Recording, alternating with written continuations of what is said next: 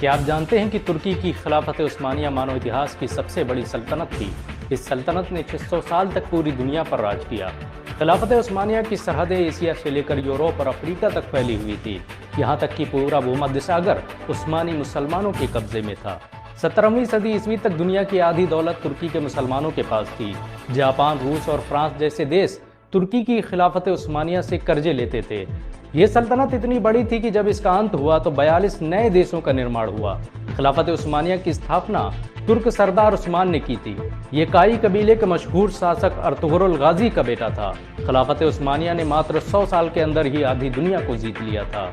मिस्र से लेकर फिलिस्तीन, जॉर्डन, यहाँ तक कि इटली, मलेशिया और फ्रांस के अधिकांश हिस्से खिलाफत उस्मानिया के कब्जे में थे। आपको ये जानकर शायद हैरानी हो कि मैसूर के शासक टीपू सुल्तान भी खिलाफत उस्मानिया का हिस्सा थे। उस्मानी सुल्तान सलीम ने उन्हें भारत में अपने नाम का सिक्का चलाने की इजाज़त दी थी। बहुत कम लोग जानते हैं कि सल्तनत उस्मानिया का अपना खुद का बैंक था। 1863 में तुर्की हुकूमत ने इंपीरियल उस्मान बैंक की स्थापना की थी, जिसका मकसद देश के गरीबों और कमज़ोर लोगों की मदद करना था।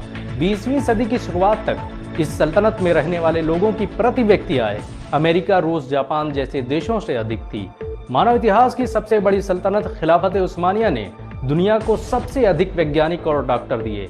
आपको ये जानकर शायद हैरानी हो कि स्टीम पावर और स्टीम टरबाइन की खोज तुर्की के वैज्ञानिक तकीउद्दीन ने की थी।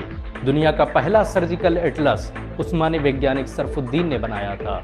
सरफुद्दीन ने ही बच्चों में होने वाली हाइड्रोसिफिलिस बीमारी का इलाज खोजा था।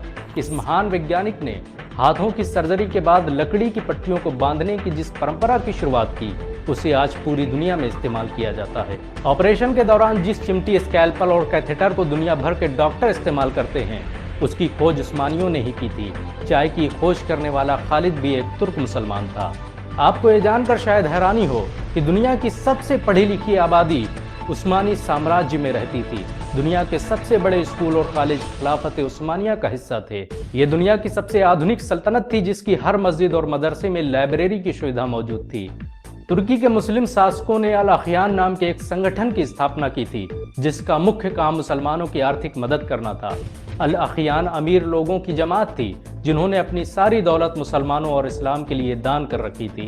इतिहासकारों की माने तो खिलाफत उस्मानिया के तीसरे सुल्तान मुराद प्रथम ने ही दुनिया की पहली जानिसारी फौज की स्थापना की थी। ये सुल्तान के पर्सनल बॉडीगार्ड थे, जो आसपास की चीजों पर नजर रखते थे। यहीं से दुनिया में बॉडीगार्ड रखने की परंपरा शुरू हुई। आपको ये जानकर हैरानी होगी कि खिलाफत उस्मानिया ने 500 से अधिक जंगें लड़ी, जिसमें ज्यादातर में उसे फतह हासिल हुई। तुर्क मुसलमानों में ऐसा जज्बा था कि सुल्तान मोहम्मद फातेह ने बैजेंटियम एम्पायर के सबसे मशहूर शहर कुस्तुनतुनिया को मात्र 21 साल की उम्र में फतह कर लिया। उस्मानी फौज दुनिया की सबसे ताकतवर फौज थी। बारूद से चलने वाले हथियारों की खोज तुर्की के मुसलमानों ने की थी।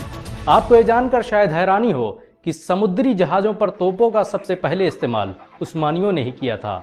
बाबर जिन तोपों को भारत लेकर आया, उसे बनाने वाले तुर्की के मुसलमान थे। तुर्की की खिलाफत उस्मानिया का भारत से बड़ा गहरा संबंध था। मुगल दरबार में बड़ी तादाद में तुर्की के आलिम और वैज्ञानिक मौजूद थे। 19वीं सदी तक तुर्की के सैन्य बेड़े हिंद महासागर की सुरक्षा करते थे। प्रथम विश्व युद्ध के बाद जब ईसाई और यहूदी देशों ने मिलकर खिलाफत उस्मानिया के टुकड़े कर दिए, तो खिलाफत उस्मानिया को बचाने के लिए हिंदुस्तानी मुसलमानों ने जान की बाजी लगा दी। 1919 में मौलाना मोहम्मद अली और मौलाना शौकत अली के नेतृत्व में खिलाफत आंदोलन की शुरुआत की गई। इस आंदोलन में देश के हिंदुओं ने भी हिस्सा लिया। खिलाफत के अंत के बाद तुर्की के मुसलमानों की सबसे ज्यादा मदद हिंदुस्तानी मुसलमानों ने की। तुर्की आज अगर इतना ताकतवर है, तो इसका असल कारण भारत के मुसलमान हैं। भारत के मुसलमान आज भी तुर्की में इज्जत की नज़रों से देखे जाते हैं। अगर एक मुसलमान होने के नाते आपको गर्व महसूस हुआ हो, तो इस वीडियो को लाइक और शेयर ज़रूर करें। ऐसी और वीडियो को देखने के लिए हमारे चैनल को सब्सक्राइब करें, घंटा ज़रूर दबाएं।